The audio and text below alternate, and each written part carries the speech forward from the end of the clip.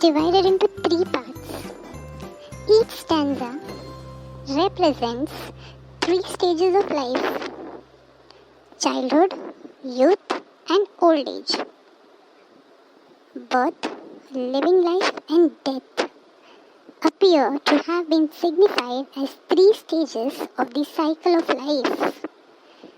We find that the poem has been structured in a question-answer pattern. The poet has asked three questions to the weavers, and they answer accordingly to the poet.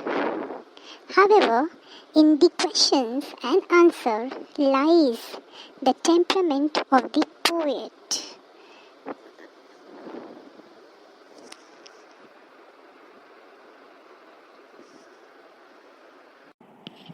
Oh, I remember the first stanza. Weavers weaving at the break of the day. Why do you weave a garment so gay? Blue as the wing of a halcyon wild. We weave the robes of a newborn child. I can't explain the meaning of this stanza. Here, the poet is asking the weavers why they are weaving on such a bright sunny morning, and the clothes that they are weaving are blue in color, just like the wings of halcyon wild. Halcyon is the another name of kingfisher. That was amazing. I would like to explain the second one. Weavers weaving at fall of night. Why do you weave a garment so bright? Like the plumes of a peacock, purple and green, we weave the marriage veils of a queen. This is the second stanza which describes the adulthood. In this stanza, the poet meets the Indian weavers again, this time during the fall of night. It probably refers to the evening or dusk time, when the sun sets and darkness paves the way. Moreover, it is also the time during which most of the Indian marriages take place. The poet questions the weavers why they weave a garment so bright, like the plumes of a peacock, purple and green. The garment at this time is bright and full of colors, like feathers of a peacock, unlike one color, blue, during the morning time. The weavers reply that they weave the marriage veils of a queen, thus referring to the second, or in other words, adult stage of life. During this stage, humans are quite active. They love each other, get married, and quest for a better and prosperous life. The colors purple and green symbolize sorrow and happiness, or struggle and ease in one's adult stage. And these all colors, or ups and downs of life, make the adulthood bright. Wow, wonderfully explained. Allow me to explain the last stanza. Weavers weaving solemn and still.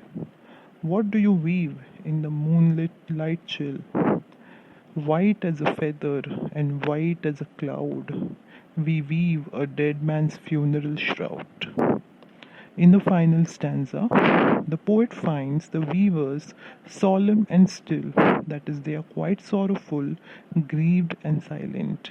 They are weaving something weird in the moonlight, that is, in the dead of night, which is white as a feather and white as a cloud, that is colorless, lifeless. As the poet fails to figure out what it is, the cloth, and they are sorrowful and silent, she wants to know what they are weaving rather than why they are weaving. They reply that they are weaving shroud, cloth that is put on the dead body. Thus, the third stanza refers to the final stage of life, which is death, which is emotionless and lifeless, like a white cloud or feather. In this way, the life which begins with life of joy, hope, etc., ends with sorrow and grief. Did you notice that the poet has used the rhyming scheme AABB? And the poet uses a number of literary devices to express her ideas like simile, imagery, metaphor, etc.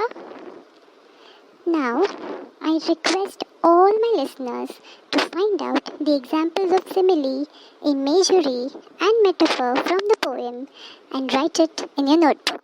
Thank you for listening to us. Bye bye and have a good day. Oh, how can we forget to tell them? If you liked our video, if you liked the way we explain, please like our video, comment, share, and subscribe to our channel. Hey! Before you go, don't forget to hit the bell icon. Whenever we make a new video, you will get notified automatically. So please press the bell icon. Bye bye, my dear friends.